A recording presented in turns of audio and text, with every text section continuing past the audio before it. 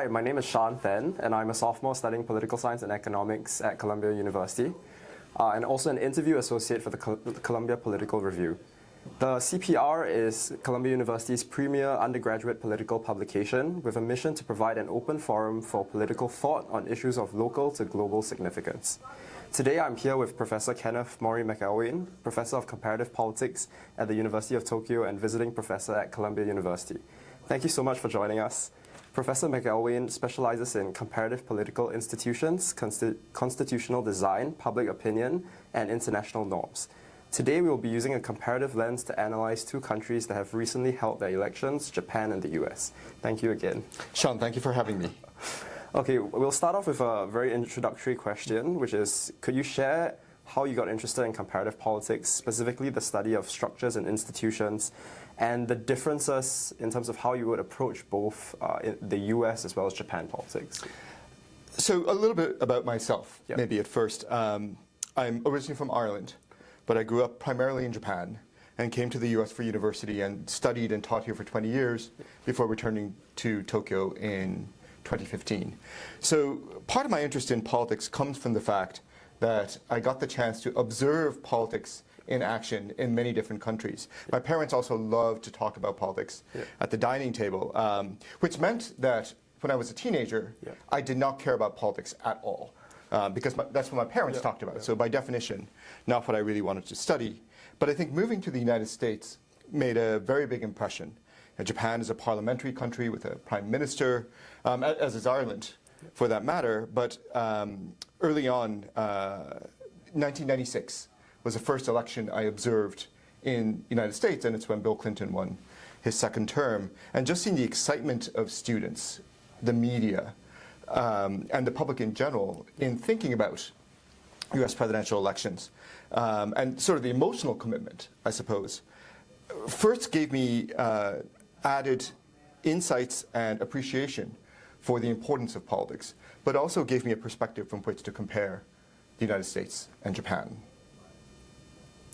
Yeah. Should I keep on? Okay. No. I mean, do you want to maybe from like a more like a epistemological or like a academic perspective as well? Right. How would you approach sort of like that study differently? I guess in a parliamentary and obviously a presidential system. Right. Yeah. So I think a key way that we approach social science questions, not just political science, but I think across many disciplines, is we have an outcome that we care about, a dependent variable. And then we have a factor or causal treatment or stimulus that we think influences the outcome variable. We can call them explanatory factors or independent variables. And I think studying and appreciating American politics and taking political science courses when I was an undergraduate as well made me think much more carefully about why political institutions vary across countries. So presidential in the US, parliamentary in Japan, as I said, but also federal in the United States, while it's a more unitary or centralized system in Japan and Ireland. And I became interested in whether these institutions influenced outcomes that we care about. So some of these outcomes are public policy issues, right? Economic growth, government debt, quality of social welfare, social insurance, but also the nature of foreign relations between countries as well. You know, presidents serve a fixed term, 4 years. In the US, you can be reelected once, so 8 years total. But in parliamentary systems, prime ministers can be replaced at any time. So what kind of negotiations happen when political leaders operate on different time scales was something that I became very interested in and became the focus of my own research. Yeah, great. Okay, maybe we'll get into the crux of the conversation today, which is obviously the big topic. Japan recently held its lower house elections in October. The election was surprising in the sense that the ruling LDP-Komeito coalition witnessed a near 10% loss in vote share, as well as a combined 73 seats lost. Could you maybe share your thoughts and analysis on the recent election, as well as specifically the underperformance of the LDP and Komeito relative to previously, as well as the success of the opposition? So one of the things that I study, and especially early on in my career, was electoral politics more directly. And in the late 90s, when I was beginning to study this, it was also the time that baseball analytics, sabermetrics, was starting to become quite big. And many electoral studies scholars were also for the lack of a better term, baseball nerds. Yep. And I thought about it for a while, and I realized it's because the underlying questions are similar in a core way, which is when a batter hits a home run, is it because the batter is great or because the pitcher was very bad? Right? And elections are very similar. Does one party win or lose because that party or that party's candidate was excellent, or was it because they faced a very weak opponent? And so when we transpose this to thinking about general election outcomes, including the 2024 election in Japan, suggests that it's less that the opposition parties won and more that the ruling coalition, particularly the Liberal Democratic Party, lost. The LDP's absolute vote share, the total number of votes they won, fell by about a quarter compared to the 2021 election. Its coalition partner, Komeito, lost about 17% of the vote as well. But if we look at the main opposition party, which is called the Constitutional Democratic Party, it's a center-left party ideologically, their vote share was fairly constant. So it's more that the LDP lost, I would say, than it's that the opposition won. Yeah. Okay. Now that we've sort of established that it was sort of the LDP's election to lose in that sense, I guess within the LDP, would you attribute it more to specifically the leadership of Ishiba, which was obviously the big sort of change in LDP leadership prior to the election? Or would you say it's more representative of how public opinion views the LDP as a whole? Right. So in terms of scheduling, it's a maximum of 4 years between elections, lower house elections in Japan. The last one was in 2021, and so the next one needed to happen by fall 2025. So for a party in power, they care about is, should we wait the full 4 years, get more policy done, for example, or hold an election earlier when its popularity is higher, or at least it's not going to be lower than it is in the future, and therefore they have a better chance of maintaining its vote share, its seat share, and staying in office. And I think the LDP had to make a number of calculations. One was that the party had been beset by a number of scandals in the last year and a half to 2 years. One relates to ties between the Liberal Democratic Party, particularly its leaders, and the Unification Church, a controversial religious group in Japan, also in Korea and the United States. The second was, depending on your perspective, poor bookmaking about your party finances, or attempts at corruption or attempts to hide bribery that ended up implicating a large number of LDP incumbent politicians. And the party's popularity was declining through 2024, and Prime Minister Kishida, who was in office until the most recent election, his cabinet approval rating was falling. So I think the party made two strategic choices. One was to hold a new presidential election for its own leadership. So this is within the LDP, who is going to be our boss? And 9 candidates ran. They campaigned and debated for about a month, and it did raise the profile of the party. And Shigeru Ishiba ended up coming out as victor. And Ishiba had long been very popular with the public, although not necessarily popular among his peers, among other politicians. Then they made the second choice, which is to call for an election very quickly. There were 18 days between when Ishiba came to office and when the election happened. It's the shortest interval in post-war history. And they hope that Ishiba is popular, let's have the election while the public excitement is very high, and that will help us, or at least minimize the damage from the decreasing popularity due to the scandals that have been arising. But I think it backfired. Okay. Well, yeah, I mean, I think I'm curious as to, like, how would you interpret, because, I mean, firstly, snap polls are not uncommon, and I guess, as you would say as well, these corruption scandals, whilst they have featured in terms of like LDP internal politics as well, it's also because the LDP was sort of like the dominant party for most of Japanese post-war history. But there also have been sort of corruption scandals within opposition parties as well. In that sense, would you say that it's more like reactive in nature in terms of how the electorate sort of reacts to sort of these corruption scandals, and how do these sort of feature in terms of like a long time horizon? So I guess my question is mainly, will you say this is more of like a specific to this election kind of situation, or does it actually represent sort of a broader like success of the opposition and decreasing popularity of the LDP? Right. This will go back a little bit to what we talked about a few questions earlier.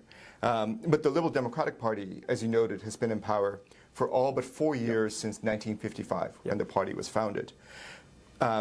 Its first major loss was in 1993, then in 2009. In 2009 in particular, the LDP lost because the opposition made massive gains. And one way this manifests is voter turnout increased by close to, I think, 7 or 8% in the 2009 election. People really wanted to replace the LDP with something else. This election, I mentioned that the LDP lost more than the opposition won, but one manifestation is voter turnout was the third lowest in post-war history. So I think there's a sense of resignation and disappointment with the LDP, including many voters who may have previously voted for the LDP. I don't think many of them necessarily switched to the opposition, but they decided not to turn out. And the disappointment, I think, is not necessarily with Prime Minister Ishiba himself. I think it's more the inability or the lack of commitment of the LDP to closing loopholes in how finances are reported, for example, or ways in which they can receive corporate or individual donations without reporting it in a careful way. But I should also note that it combines with economic dissatisfaction. Inflation in Japan is nowhere at the level of Europe or the United States. It's much less. But Japan has effectively had almost no inflation for 25 to 30 years. So even things like a 2 to 3% price increase all of a sudden hit consumers' pocketbooks very directly. And so I think on the one hand, there's targeted dissatisfaction with the LDP's trustworthiness, and at the same time, a desire to punish incumbent governments for poor macroeconomic management. Okay, and I guess to delve a little bit into sort of that government, like a coalition, the LDP Komeito coalition, because it is unique in the sense that there is like a dominant party and a minority party in the coalition, which I guess you've seen before in the UK as well. But I guess I'm wondering, how would you sort of interpret the balance of power then, and is it sort of, as you sort of hinted to, I guess, that it was a loss of popularity for the LDP, but I guess for Komeito, how would they view this election? I think, for Komeito, they have very strong backing from Soka Gakkai, a lay Buddhist organization that serves as its core. But I believe the absolute number of votes they received in this election is the least they've had in at least 30 years. And perhaps more symbolically, the leader of their party lost in that election. So they've had to find a new leader very quickly as well. So I think it is a big blow to Komeito, and I think it may raise some concerns about how close their ties to the LDP should be, insofar as the Komeito was not implicated in any of the financial scandals. They were caught up in dissatisfaction with the government. Now, for most of these two parties' coalitions, which has gone on for about 25 years now, for the lower house, Komeito support has not always been important. The lower house has a more majoritarian electoral system. It's generally easier for one party to win a majority. But the upper house has a more proportional electoral system. And that's where the LDP has not had a majority in a few decades, and so Komeito support is important. And while the lower house is more powerful than the upper house, if you want smooth deliberation, getting legislation through, then you want to minimize any hurdles that can be there. And so I don't expect the LDP to want to cut off Komeito, but I think, I'm sure there are internal debates within Komeito itself about how much to link their fate to the dominant party. Okay, maybe if we switch gears a little bit to analyze it from the opposition point of view as well. The Constitutional Democratic Party is obviously like one of the big winners from this election as well. And as you alluded to, it's possibly sort of more the loss of popularity for the LDP, not really the opposition's success. So I guess how should the opposition parties actually look to convert this into a more broad-based sort of win in the future as well. And I guess also looking at that sort of like asymmetric bicameral like legislature as well, how should they sort of look to capitalize on their gains in that context? Yeah. Right. So I think there are two things. One is, I think many observers, including myself, didn't expect the LDP-Komeito coalition to lose its outright majority. And the result of the election is where the current government, LDP-Komeito, does not have a majority. So it's what's called a minority government. And they have to rely on partnerships or agreements with different opposition parties on individual legislation if they want to get this done. And this is even more important in the upper house as well. So the question is who to partner with. And Japan has many opposition parties. The Constitutional Democrats won the most seats, but the party that's now regarded as a kingmaker, or the casting vote, in discussions is a smaller party called the Democratic Party for the People, or DPP. I think their vote share increased by 2.5 times compared to the last election. They are more centrist than the Constitutional Democrats. And they've long evinced willingness to cooperate with the LDP on policies where their interests overlap. The main issue, I think, for the LDP is, so the Democratic Party for the People and the LDP don't differ that much on, for example, foreign policy. And we may come to that a little bit later in thinking about US-Japan relations. But on economic policy, the DPP wants varying kinds of additional redistribution. And one issue that's being discussed is effectively a tax cut for low-income citizens, which is, cutting taxes is popular. But it does press a lot of pressure on how much money the government can spend. And I think that will constrain the LDP as it thinks about its budget priorities going forward. I mean, I do want to expand a little bit more on what you said, because obviously you alluded to this like balance of interest in terms of security policy and also domestic interest as well. Obviously, Japan is a country, as you said, with demographic decline. It's also been like a history of like deflationary spiral as well. So there is this very strong narrative of sort of like a power in decline on the global stage. And I guess how should Japan sort of manage that? As you mentioned, there are domestic interests to sort of adhere to, but also on a foreign policy stage, how can it sort of ensure that it stays dominant and also it stays well represented in terms of its interest in sort of an international order? I think Japan's strategic goal is to be the linchpin in many different economic and security arrangements. So Japan is in one formal alliance, and that's with the United States. But at the same time, it has significant partnerships with other countries. It's one of the big initiatives in the last 5 years has been what's called the Free and Open Indo-Pacific, or FOIP, that involves India, for example. There's what's called the Security Quad, which is Japan, Australia, and some other countries that is about sharing intelligence. And a lot of the discussions in Asia and geopolitical security in Asia has focused on the rise of China. But trying to contain China, so to speak, is something that many countries are focused on, including in Europe, as well as the United States. But for Japan, China is a major trading partner. And so these are relationships that cannot be severed in a practical sense. So I think where Japan may be falling behind in population, total economic size, and military might, I think what it wants to do is be a partner with India in some arrangements, Southeast Asia on others, Korea on a third, Europe in a fourth, United States in a fifth.